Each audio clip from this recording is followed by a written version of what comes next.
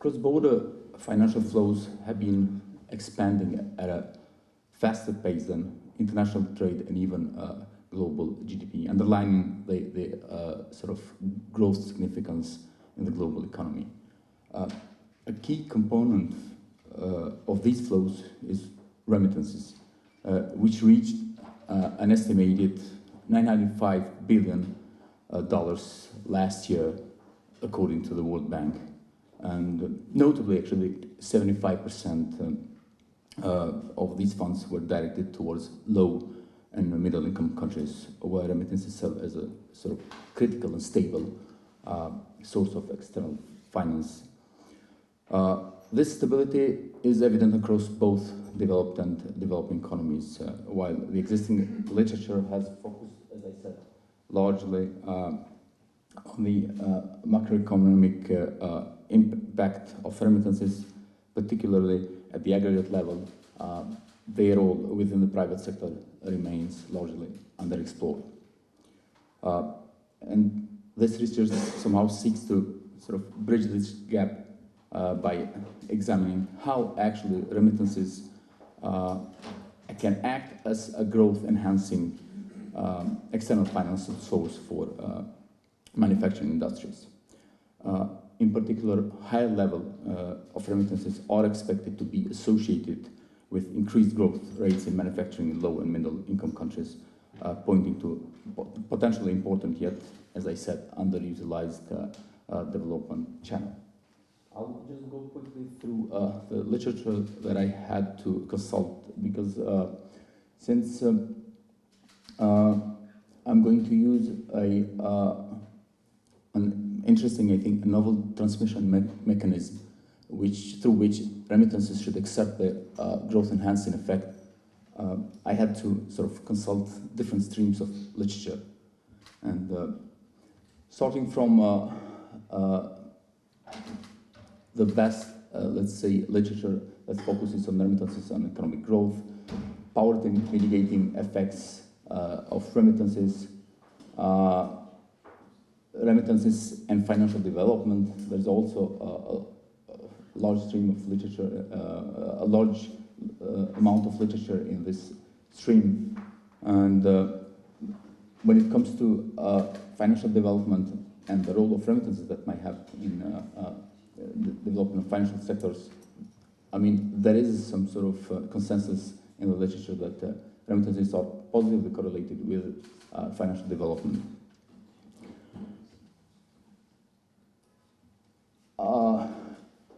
Another stream of literature focuses on motives and determinants of remittances, and here we have like two different sort of competing theories,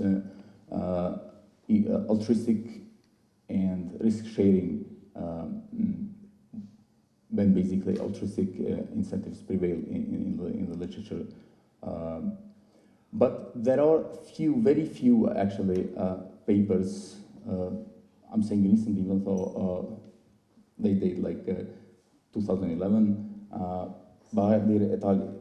Is one of the recent ones. They have actually a new version of this paper, which is not published yet, but this one was published. They actually provided some evidence which is consistent with my results here, which we will see in a minute or so. And then there is this stream of literature which is important to our work here, financial dependence and growth.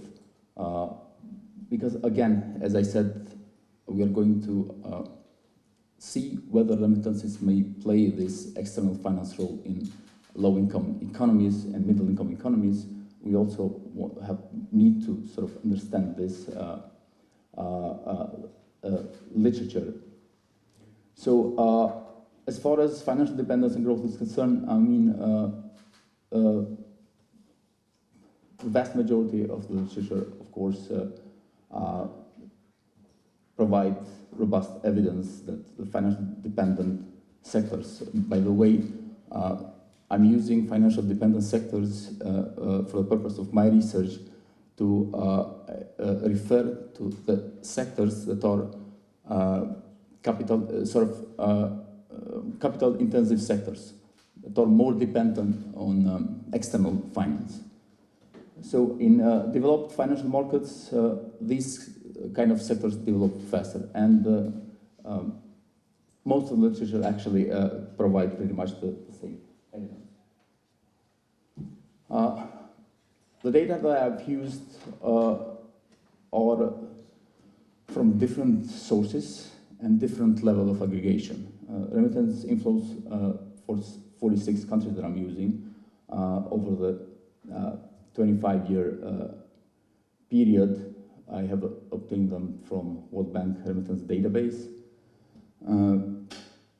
The reason why I have not included them, let's say, the recent years, is that the actual data at industry level are very scarce, especially for low-income economies. Those that I have actually bought from UNIDO database, because they are not for free. The very latest data, I think, are now available, which I'm going to buy again, unfortunately, for until 2020, if I'm not wrong. So I might just add those 5 additional years in the final version of the paper. So industrial value added, which is basically our dependent variable for 23 two-digit sectors, so at division level, according to the NATSAI revision 2 classification. Then I have other country-level variables from World Bank development indicators, financial depth indicators, which I'm going to use for my robustness checks from Global Financial Development Database. Financial dependent index is the index that will be used as the channel through which remittances actually are supposed to accept this growth enhancing effect. Is from Ryan and Zigala's paper, was published in 1998. It's quite old, but still this index is used for similar purposes. And then lastly, income level data from income level classification, actually. Their daughter was going to be a brilliant student and needed to get college money, so someone went abroad. What's the causal effect? Just because you see people who get remittances get more education, is it because people were sent abroad in a family because the family valued education? So there's some possible ways people have tried to identify that causality problem. Some use of instrumental variables to predict which households have members abroad requires having good instruments or good theoretical nonlinearities. Use of panel data to compare households before and after migration, that requires a fairly simple time consistency. And where there is panel data in the Balkans, particularly the Albanian monitoring survey, the dropout rate is enormously high. I tried to compare 2 waves of the Albanian monitoring survey, and you had up to 40% household dropout rates. So unless you believe that dropout rate is random, you're in trouble. And I suspect those with remittance, with people abroad, are more likely to drop out of the survey. And then some kind of propensity score matching, which is how we're going to go here. We studied Albanian migrants in Italy. It's old data now, so this is early transition. I said I dropped the paper for a while, using the Albanian Living Standards Measurement Survey. At the time, almost all Albanian migrants to Italy were illegal. Very few permission.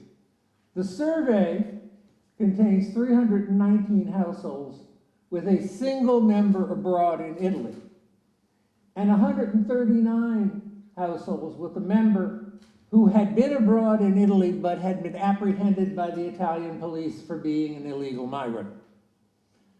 I realize just how important this paper is in today's world. It's somewhat, I think, more face valid than some of the others, The hidden assumption here is that among households desiring to send someone abroad, the probability of being captured is random. Now that is a tenuous assumption. Perhaps if I have a greater need for sending money home, my grandmother is needing a cancer operation or something, I might be more careful to avoid the police. So there is still a causality assumption here, but it's a different one, and I think it gives us some different evidence. So this is a co-authored paper of myself and my colleague Marian Petrescu. We come from University American College of Skopje. We are honored to be here and to present to you on the 30th year anniversary of the Riinvest Institute. We'll shed some light on remittances and their role in the development of Western Balkans, which we particularly capture through GDP per capita. So it is from an aggregated perspective. I list through here, right? I change through. Yeah. So the route that we're going to take is we're going to look at the motivation behind the paper, then the context for Western Balkans, which other authors already touched upon, and why remittances are of importance in this region, our contribution and the methodology that we use, what we actually, what is the main, let's say, importance or novelty to the paper that we didn't find in other papers that address this issue. Then we'll look into the results and then policy implications, although we already touched upon this, and I mean, we welcome any suggestions that we as a country in Macedonia could adopt that you already have here, of course. So, I mean, this was already said that remittances surpassed 3 times the foreign aid, and there are a substantial amount in Western Balkans, surpassing 800 billions. However, what we found in the literature is that remittances are quite contingent on the region and the level of economic development in the region, because they could range from 1%, let's say in countries like Saudi Arabia, all the way to 50% in Tajikistan, and ultimately they depend on the economic conditions in sending and receiving countries. Particularly in remittance-dependent regions, we find that remittances present a substantial source of income. Some of you even mentioned the actual percentage that they capture. They are part of the household income, 20-something%. And this stands across all regions that receive remittances, but also Western Balkans, an important region as well. So they largely act as they aid household consumption, and they act as a buffer to alleviate or attenuate poverty. However, there is also an ambiguous impact on the long-term development. Some literature finds that it improves education and skill formation. Other literature finds that it could discourage labor participation, specifically in youth, who actually see their parents that go abroad and work a low-skilled job and then earn substantial amounts. So this could discourage them from pursuing education in their country of origin and actually leave to work abroad. And interestingly, what we find at the end, at least for Western Balkans, is that here remittances have a labor substitution effect and ultimately labor shedding effect, in a sense that the household that receives remittances is discouraged from pursuing any job in the labor market because the reservation wage is raised by the remittances, and they use the remittance income as a substitute for their actual wage that they could earn on the market. Okay, so the context of Western Balkans, we already touched upon this and other papers already did. So a substantial amount up to 2022, because the cutoff date for the research was 2004 to 2021. Interestingly, Kosovo and Bosnia lead this remittance race. 17% of GDP from remittances in Kosovo and 13% in Bosnia. And then Albania and Macedonia follow, and Serbia at the end. So especially in Western Balkans, in rural areas, remittances represent a key income for poverty alleviation and consumption needs. The issue that we ran into is that there is a limited macro-level empirical work with regards to whether remittances support long-term economic growth in the Western Balkans. So where do we contribute? Well, of course, we focus on the Western Balkans, but what we address is the endogeneity that stems from remittances. We'll clearly explain where does this endogeneity arise, that the other papers that I just mentioned do not address this. So they just use a simple fixed effects model, but they do not use any instruments to tackle endogeneity. As you see, we use a few specifications, among which ones with instrumental variables.